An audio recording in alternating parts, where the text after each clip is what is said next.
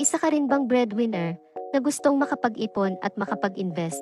Or, isa kang matagal nang nagtatrabaho, pero hanggang ngayon ay wala pa ring ipon? Kung isa ka sa mga ito, panoorin mo ang video na ito. Karamihan sa atin ay trabaho ng trabaho. Kaayod dito, kayod doon.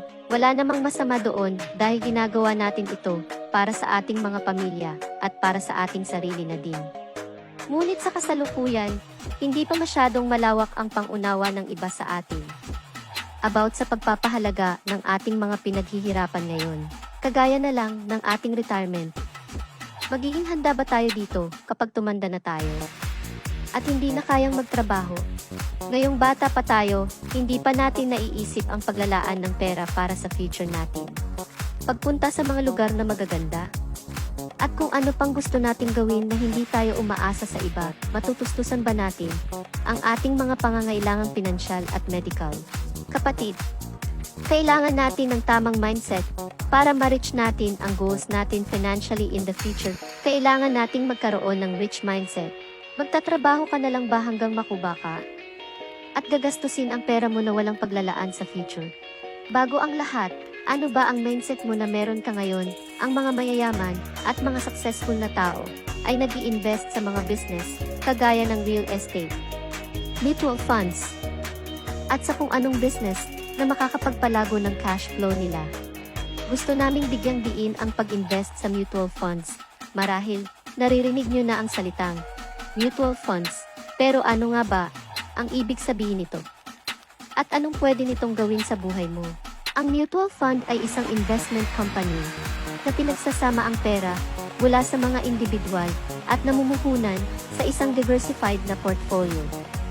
Ang bawat investor ay matatawag ding shareholder. Ang bawat share ay kumakatawan sa isang proporsyon ng ownership sa mga assets ng fund. Halimbawa ng mga company na katulad dito ay ang Jollibee, Meralco, BDO at marami pang iba. Napakaganda, di ba kapatid? Maaari kang maging shareholder sa mga sikat na kumpanyang ito, ngunit hindi mo kailangan ng milyon. Paano nga ba nag-work ang mutual funds? Sa mutual funds, merong nag-i-invest na mga individual at meron ding corporation. At ang mga ito ay minamanage ng mga fund managers under ng mutual fund company. Kapag kumita itong mga mutual fund companies, magkakaroon din ng kita ang mga investors. Ano ba ang mga advantage ng mutual funds? Una, professional management.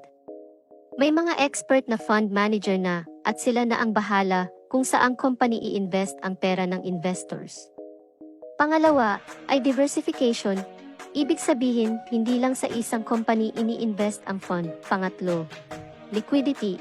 Ibig sabihin pwede mong i-withdraw ang iyong kikitain dito. Pang-apat, ang investment minimums. Hindi mo kailangan ng malaking fund sa bawat company na gusto mong pag-investan.